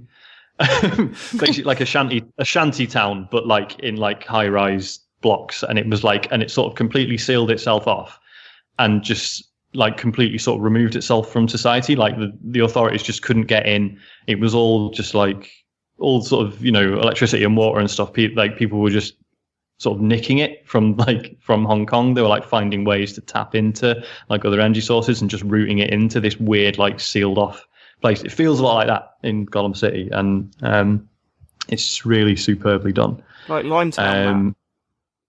Just like that, yeah. Yeah, it's just absolutely stunning. And I'm like I say, I've gone from finding it a bit frustrating and feeling like you start the game and you're like, I'm supposed to be this amazing cyborg ninja, but you always feel like you're on the back foot. But then give it sort of 5 hours, and eventually it starts like really clicking, and you feel like you're in control of it. Like when Arkham Asylum came out, and it did such a good job of like you were like operating by stealth, but you felt like you were really sort of orchestrating things, and you were really in control of it. Gets like that, which is really cool. It's really nice how it sort of continues the thing from Human Revolution of just having like loads of side quests and stuff that you can just get on with. Like, so sort of in between the sort of really sort of intensive missions, you just like cutting about Prague, being a little cyber cop and just solving things, and it's really cool. Like they could do a game that was much more focused on that stuff if they wanted to, I think. Really enjoying it. What are the big improvements over Human Revolution that's easy and clear to see straight away? Well, that's what I was going to say, because the one of the main complaints about Human Revolution, right, was the fact that you could spend all this time working on your stealth abilities, but at the end of the day, you still had to fight, and if you didn't focus on upgrading your fight, like your weapons and stuff, then you find yourself in the shit when you actually fight a boss. And I'd also heard that the boss fights were atrocious in Human Revolution. They were, yeah. Well, they actually, I can't remember if they got removed or somehow toned down when they did the director's cut or whatever they called it of the last one. But yeah, there's been none of that. Like I've been doing basically everything by stealth, and it's been pretty ace. So they've sorted that out. Like I say, they've streamlined the controls a bit. Like there is a control scheme which is just like, I only play Call of Duty, please help. It does sort of like, it is a bit like, you won't get like the full like freedom of movement that you're supposed to have. But if it's that, or just finding the game too frustrating to even play, then fine, use that control scheme. There's like little tweaks, like in the last one, like it cost you energy to sprint, that's gone. Stuff like that. There's all new augments you can use and stuff. Which are pretty cool, but not like massively game changing or anything. It is pretty much more of the same. Like is it single player only? Yes, there's they've added a mode which is like a sort of I think it's like sort of short missions that you can do, and it's supposed to be sort of considered as like a arcade mode, and there's leaderboards and stuff for that. But that's as multiplayer as it gets, I think. Oh man, I remember playing the original Deus Ex with on the PC, and the multiplayer on that was actually pretty good. Did it actually have multiplayer? I had no. Yeah, it was weird. It was essentially two bases, and although there was the normal shooting, deathmatch stuff, you could hack into each other's terminals and turn turrets on each other and stuff like that. But then you needed to use your stealth abilities, like you would in the single player game, to get across the map to the other people's terminals and hack them and stuff. There's still something in that you don't really see much in multiplayer games. In fact, the only thing that I've seen come close to that idea is Devil's Third, believe it or not. But that was shit to play, so don't really take notice of that. But yeah, Shame. But it sounds like a I really love good that game. original game on the PC so much. The atmosphere is just incredible. I love that game. Also, I've been listening to, as I was driving back from Wales today, I was listening to, was it Chat Very Good? And they were talking about a game. Joe Screbbles was talking about a game, and he mentioned that you were playing it, and now I see it written in front of me. Everjane. I can't wait to hear what you think of it. Have you heard of this, John? No, but I saw the name and I was like, what the fuck is that? Oh, please, just describe it for just sum it up in like 2 sentences for John, because I'd love to hear his reaction. So Everjane is an online RPG set in the works of Jane Austen. Right. And you have to, basically it's supposed to be all about like social like manipulation and like getting invited to balls and and dinner parties and stuff. First bit sounded good, second bit less. John, I think you're missing the fact that this is going to be the perfect game to absolutely destroy people's lives on. This is the thing, right? It reminded me a bit of Second Life. I don't know what... I mean, Joe's probably told all the good stories that came out of it. Basically, there was a couple of people taking it really seriously. We later realised one of them was one of the devs and felt really bad because we were just fucking around. But it's just... yeah, it reminded me of Second Life in it because it's clearly like very unfinished. And it's kind of it's an interesting idea, but you turn up and there's people like trying to talk as if they're in a Jane Austen novel and stuff, and you just can't resist. Like just going up to someone and being like, "All right, mate," it's just instantly quite funny. Sean, can I read the first paragraph of the website? It's basically sort of half press release. It's quite short. It says, Everjane is an online role-playing game set in the virtual world of Regency England and the works of Jane Austen. But unlike many multiplayer games, it's not about kill or be killed, but invite or be invited. Gossip is our weapon of choice. Instead of raids, we will have grand balls. Instead of dungeons, we will have dinner parties. Oh my God. It's just like loads of stupid shit happens. Like I walked out of this building and someone had got like a horse and cart, and then I found out I could just get in and drive it round. And then I started trying to fit it in the front door of this building. And people are like, "Oh, I don't think it's going to fit, sir." And it's like, it's worth seeing once. If my PC worked, I would definitely download this. Oh, absolutely. No doubt. It's just such a shame because you feel bad for the developers because obviously they're trying to do something unusual, but because it just sort of barely holds together and the temptation to just be a dick is massive. You just find yourself ruining it for people. And it's just like you can go up to people and like you sort of, when you click on someone, you can then, there's like a button, I forget, it says like relationship or something, and you click that and basically you have like any player in the game, you can choose to adopt them as your child, marry them, invite them to a ball. You can. Do they have any choice of whether you adopt them? Yeah, you can choose whether or not you accept. So I was playing with a friend Sean Bamberger, and I adopted him and then married him, and then disowned him. And you just sort of run around sort of trying to take it seriously and then breaking down every so often and just...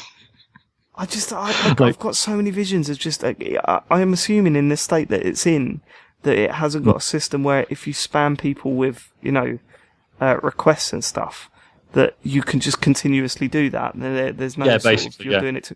So just like finding one person on the game and asking to adopt them, and then them saying no, and then just continuously asking them over and over again. Do you know what I mean? Because Joe adopted me, and then some guy started tagging along with us because we were just like, "Oh mate, we're going to go to the graveyard. Do you want to come with us?" And he just did. Don't know why. And then Joe started asking this guy if he wanted adopting. And then the guy started going to me like, "Oh, would you like a brother?" Oh God, that is fucking what is happening? Like, that is some creepy shit. Yeah, everjane.com. Check it out. Sounds free. good. And honestly, it doesn't work. It's good. If there's a Mac version, then I'm there. But I think there is. Be a Mac really, honestly, sure. Yeah. I'm pretty sure there is. Yeah. Right, I'm fucking in. I'll download that tonight. I ain't kidding. I'm there. This sounds perfect. I mean, as Joe was describing it, I was like, this is just a Second Life server.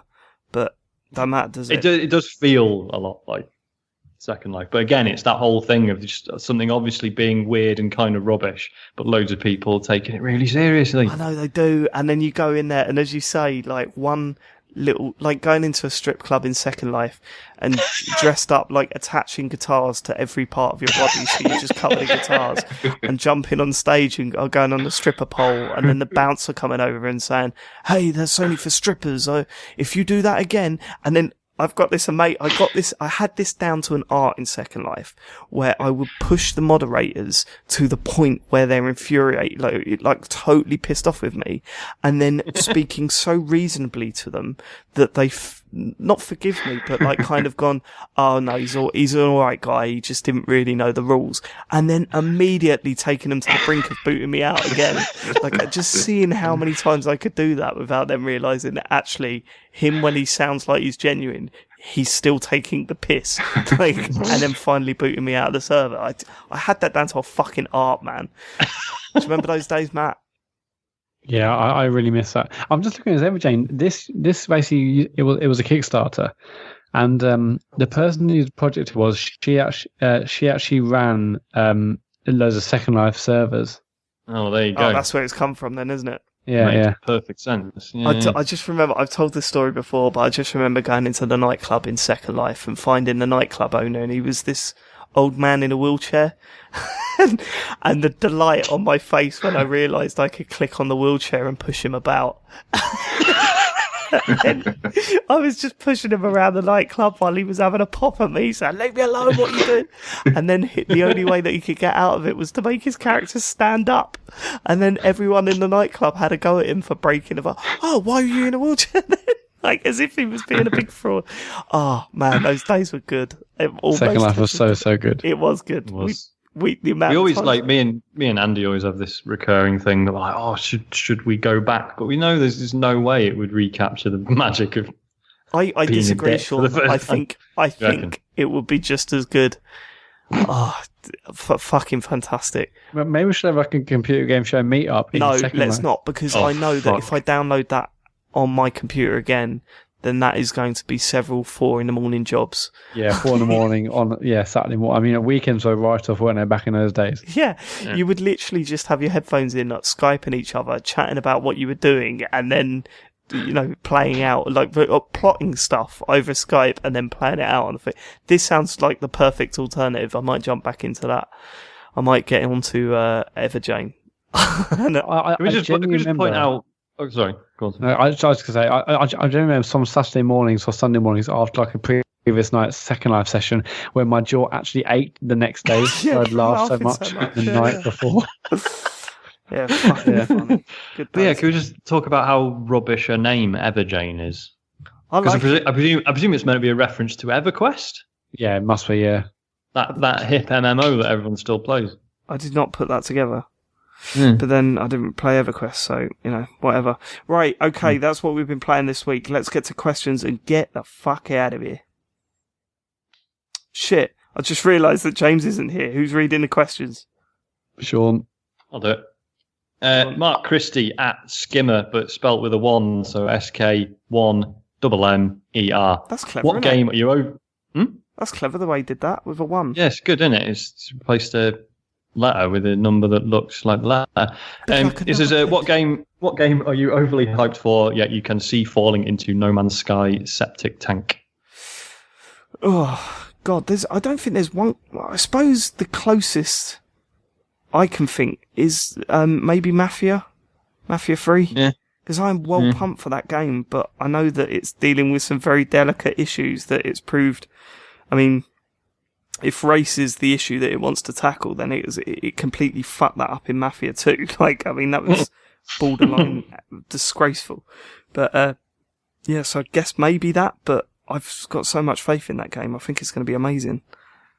I can't see it really fall into pieces. I think just the NX in general is probably mine. Oh, Jesus, yeah. Fucking hell. Oh, what if the new Zelda's pure crap? Like if it turns out that it is actually pure crap. Everyone who's played it says it's breathtaking, but Yeah. Yeah, but they haven't So we've really done this, played it, sure. have they? It's too early. We can't tell yet. We can't tell. John? For me, I think it's probably going to be PSVR. I mean, yeah. I hope it's awesome. that's definitely I mine. really do, but we'll see. Go the way of old Connect.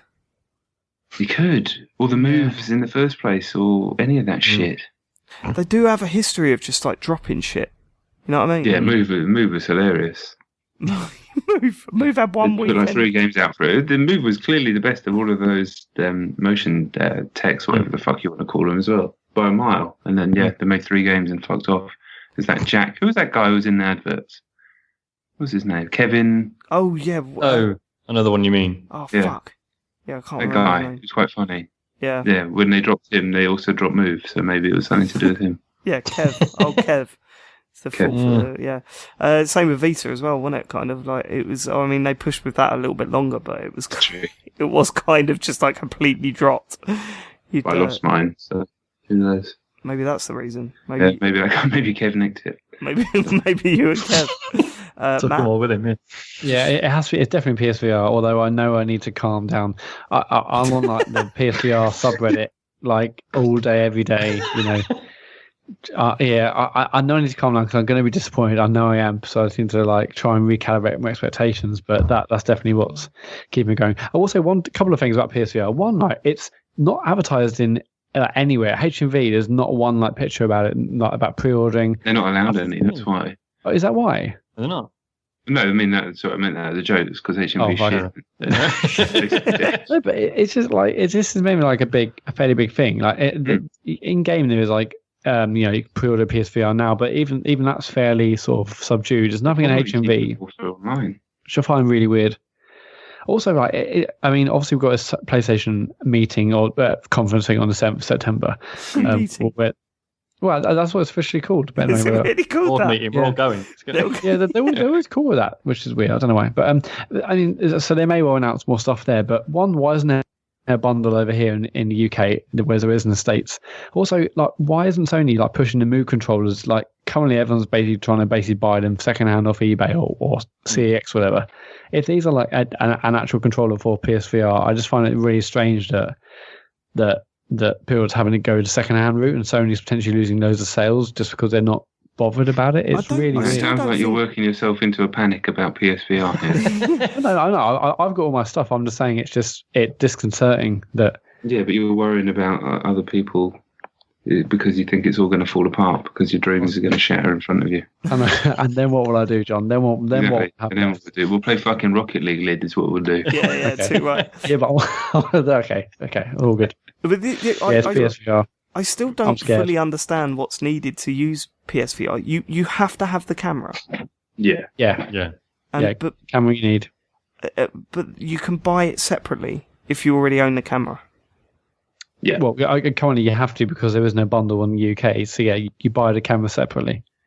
So how many people are going to buy PSVR and then set it all up and not have the camera and think, do you know what I mean? Is that not confusing? Yeah, well, a high number, which is, I mean, it's good because for people who already have the camera, that's good. They don't have to buy a bundle and have a second camera, but it's weird that there isn't. And again, they may well announce this on the 7th of September, press conference. But right now, you have to buy everything separate, and it feels like there's not a lot of guidance. I don't know, but Is that better or worse than selling a handheld console with no fucking power adapter? Yeah, no, that is well, yeah. just as bad, I think. Probably, isn't it? Yeah. I still remember the most crushing disappointment I've ever seen on Matt's face was when he whipped himself in such a frenzy about Battlefield 3 that he wanted, because a lot of the marketing previously we're building up to that game was how good the sound was in it. So he was desperate to get a Turtle Beach headset and then totally fell into the trap of buying one at the expo because some salesman came over to I wasn't actually. I basically like before the expo. I didn't think I was going to get a headset because I would have done my usual Matt Murray thing and research about 16 months, then eventually buy something, then get that sent back and then buy a different one. No, I just went to the panel. Oh, this must sound amazing. I'll buy a Turtle Beach thing from the stand they got there, and I bought some shitty stereo thing, which is embarrassing. And I remember you setting it up in my flat or in my house and going, Like, you, for a split second, and it was just a split second, you were kind of like, oh, yeah, this does sound amazing. Then, and then literally just fell apart and just thought, actually, this is pretty shit, isn't it? Yeah. This is just stereo. This is like my in-ear headphones to my phone. Yeah. Anyway, it all ended well. Next question. Simon Saint at SR Saint, no numbers instead of letters on this one. Said, have you boys got a new ship in No Man's Sky yet? Was it worth it? I have. I've had loads. Still rocking my old one, actually. Really? Really? I've changed ships like 3 or 4 times now. I'm saving for a big one. I just haven't got enough money. Oh, mate, you don't spend any money on a ship. Jesus, just find one on a planet.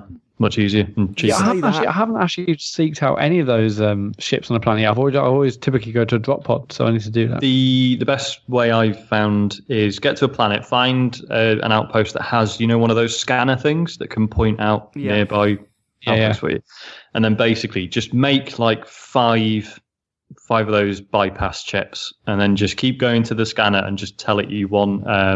Is it like signal something? Stress signal, something like that. Transmission, transmission, that's the one, just do like 5 of those, because basically they're the ones that might be ships. So just do a ton of them. And then just there you go. So do a ton of those, and then basically eventually you'll get to one, like at first it'll just be a base, and then you go in and you go on the little panel, and then there'll be like a shit puzzle that you have to do, and then that will direct you to a crashed ship. But then you'll have to spend a good hour gathering the materials to get it fucking running again. There is that. Yeah, stuff will be broken, and you have to get it up and running. But it's not worth it. I spent far too long. That's the only thing where it sort of feels like a survival game, though.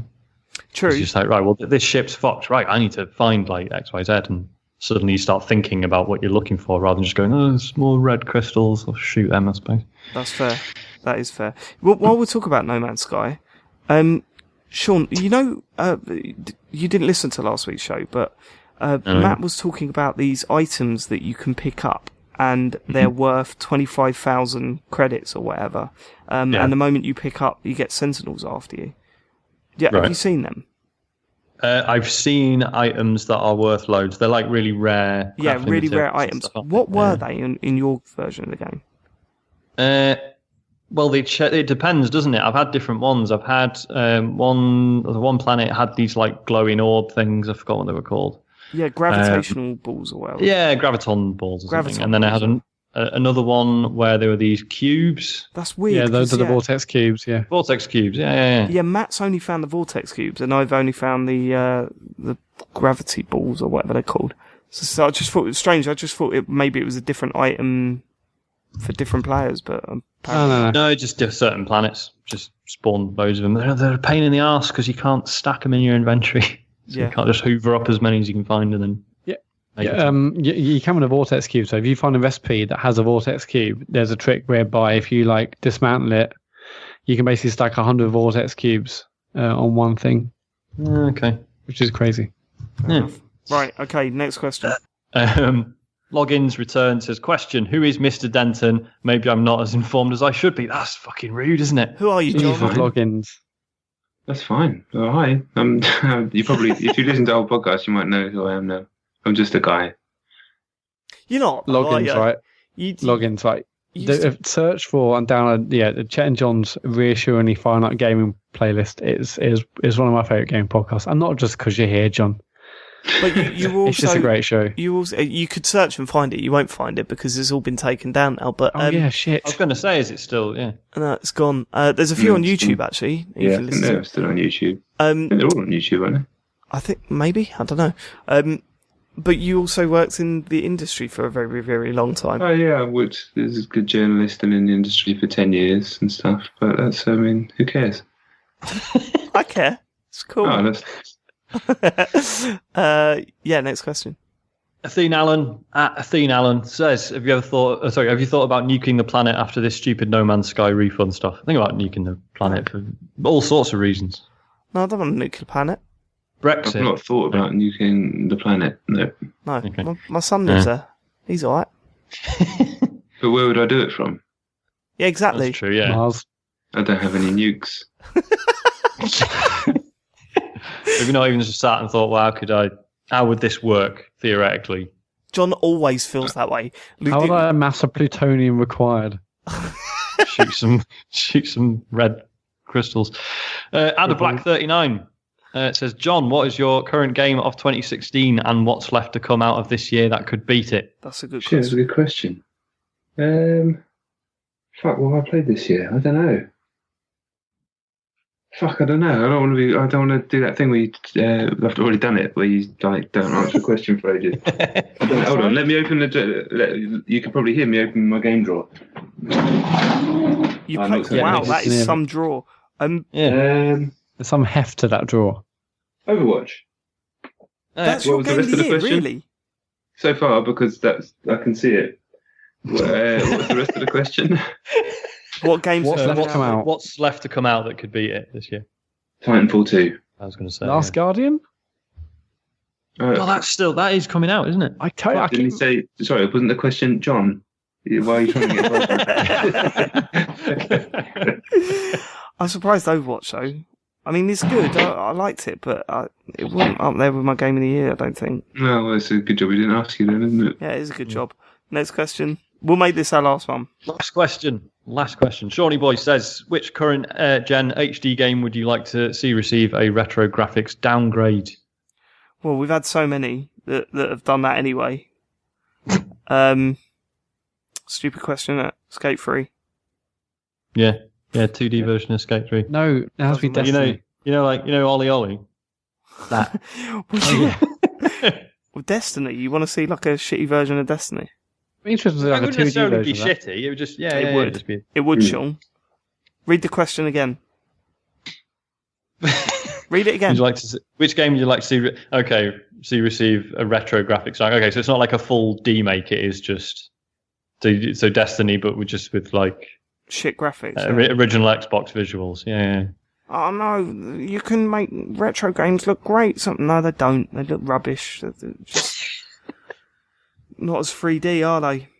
Right, Matt, you threw a little bit of a hissy fit last week about the fact that I ruined your bit of the show. So now I'm just going to let you do your thing. I'm not going to make any comment on it. Okay? Okay, yeah. Is that all right? Yeah, well, we're on iTunes. It'd be great if you can leave us a review on iTunes. That'd be awesome. You can email the show. We've got no emails this week, but you can email the show, thecomputergameshow@gmail.com. We're on Twitter, we're on Facebook, and we're on YouTube, and we're on Twitch. Dave, are you going to a Metal Gear stream anytime soon? No. Okay. Oh, well, if and when we do a stream, it'll be on there. So yeah, just search for us on those social networks. No, people can't wait to get on that now. I bet they can. Dave, you need to go back. You need to do more Metal Gear stuff. I will do some more Metal Gear, but in fact, actually, yeah, I will probably do some pretty soon. It's just I'm in this state of mind at the moment where I'm just thinking all I want to play is Rocket League with my time now. I just want to play loads and loads of Rocket League this week. And to think that I have to get the fucking mic out, set it all up. You're not going to do it this week because the Batters beta opens on Tuesday. Actually, it's already open by the time you're listening to this. So really? Yeah, you're probably playing Battlefield 1. Yeah, it starts on the 31st. Right. Downloading that and Endeavour Jane. Or the 30th, I think, for insiders. So, yeah, tomorrow. Anyway, thanks for listening, and John, thanks so much for joining us again. Where can people find out more about you and your life? You can follow me on Twitter if you want. I've been stuck on the same amount of followers for a long time because I don't tweet anymore. Actually, I lost some the other day. At Jon Denton, Jon. That's it. I don't really. Said that as if like there was some like incident that put a few. Yeah, what did you tweet the other day? I don't know. I occasionally tweet. I mean, this isn't interesting. These things aren't interesting. So yeah, you can come and follow me on Twitter. I don't tweet. Come and follow me on Twitter. I don't tweet. I don't use Facebook anymore. This week, didn't you? What? You upset a lot of Hull. I did upset some Hull fans, but I didn't mean to. I just put a tweet out about me and my son. I thought it was quite a nice tweet. I span him around because of a football result, but I picked him up and span him around because I was excited. He enjoyed it. But I thought I'd tell the few people that I know. A bunch of Hull fans got upset, but one called me a disgrace, and another one said that I should stick to video games and masturbating. And I thought that was a bit out of order. How did they know? What had you tweeted before that for them to be so specific? I'm a content fan, so I hashtagged it whole mun, which is the correct hashtag for that particular. I thought Matt was asking how did they know that your two main hobbies were video games? Yeah, well, that's what I was asking. Yeah. Oh, it says on my profile. I thought you could say, I put a hashtag out every time I crack one out. Hashtag wank. Hashtag currently having a wank. At Jon Denton. Right. So get on there, lads. Thanks for living it. We'll catch you next week with more exciting banter and friendly chit chat. Goodbye. Goodbye. What a weird show.